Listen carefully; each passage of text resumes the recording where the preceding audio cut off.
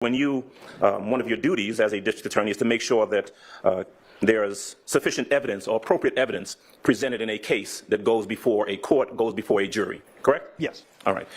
Because it is important to make sure that people who need to be prosecuted are prosecuted, right? Yes. It is important to make sure that people who should not be prosecuted are not prosecuted. That's correct. The case had already been with the detectives Gaither, Dennis, and Thorpe, right? That's correct. Those were the detectives that primarily were the ones that I knew of that had been working on it, yes. Work had already been done on the case as far as you knew. Yes. In fact, people had already been arrested in this case. Yes. And I'm talking specifically about Donovan Thomas's murder. That's right. All right. Because that's what you were looking at. That's right.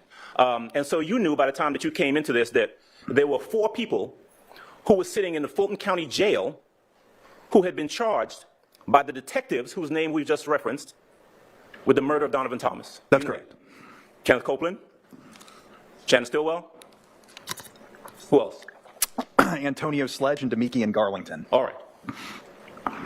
Those people, as far as you knew when you picked up this file, had already been investigated by the detectives, true? That's true. And by the way, you had worked previously. I mean, you knew who detectives Gaither, Dennis, and Thorpe were. You know who they were. Yeah, I knew who they were, yes. You worked with them previously. I had. Right? And so you came into this with people arrested, believing that the work had been done properly to have these 4 folks in the Fulton County Jail, right? Well, that was my hope. Right, right. Right. So one person swore out the warrant. That was Detective Thorpe, right? That's correct. But you're certainly aware that over the course of the investigation from January of 2015 to the time that Thorpe went and took out that arrest warrant in October of 2015, that he had communication and collaboration with Detectives Dennis and Detective Gaither. You know that, right? Well, he sat in on interviews with them, some of these interviews that we've discussed or I discussed on direct. So, yeah, and they work for the same agency. So, yes, I would say yes. Right, and looking at your, what you've termed, maybe we termed, the Sprinkle report, right, where you kind of reviewed this case, looking at that report, you know that there were times when, for example, Thorpe would go and consult with either Gaither or Dennis about a particular individual that they were investigating. True? I don't. It would seem like it would seem that would be the common sense thing that would have happened. And I'm not trying to be difficult, but I don't know what kind of I don't know what kind of conversations Detective Thorpe had with Detective Gaither and or Detective Dennis. Okay. Well, here's a for instance. You know that there were interviews of Kenneth Copeland where Thorpe, Gaither, and Dennis were all present. Yes. Right? And in fact, what was it, 9-10 hours worth of interviews of Kenneth Copeland? There was one interview that was over 9 hours long. So, and there were multiple interviews with him. So it was over 9 hours. It suffices to say. Right. So getting back to my, the question I asked a little while ago, you certainly had information that these 3 detectives, Thorpe may have been the one who took out the warrant, right? Yes. But these 3 detectives were in contact, in communication with each other in regards to Donovan Thomas's murder. You knew that. Yes. Right. And ultimately, what happened is that they arrested the wrong people, didn't they? As to vagueness and the word they.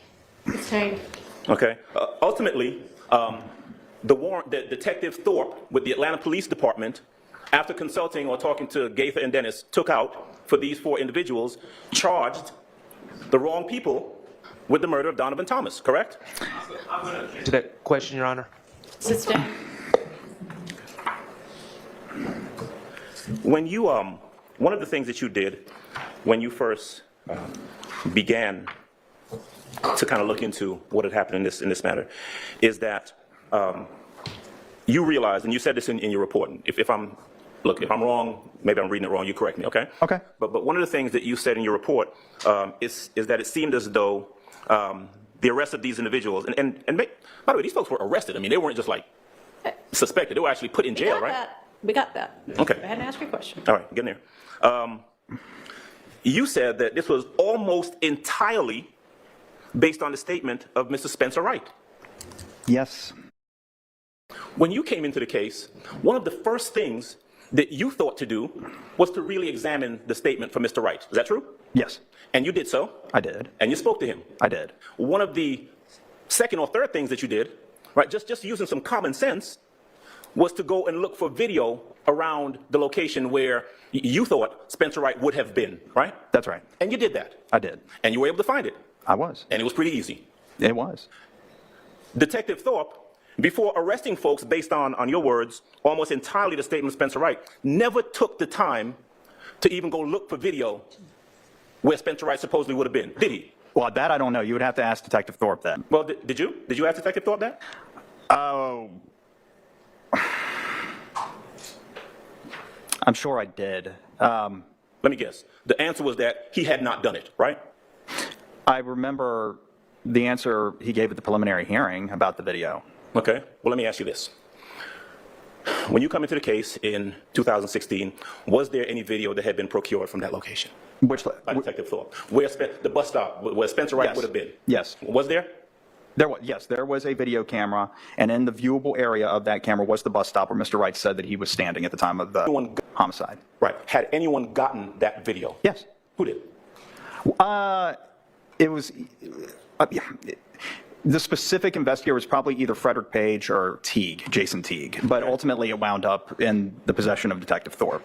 Okay. Before these 4 individuals were arrested or after? Before. Okay. And so even having the videotape that you looked at and that you made a determination was pivotal in the arrest or in the case, even having that information, Detective Thorpe still went ahead and swore out the warrant for the wrong people on October the 20th? That's right.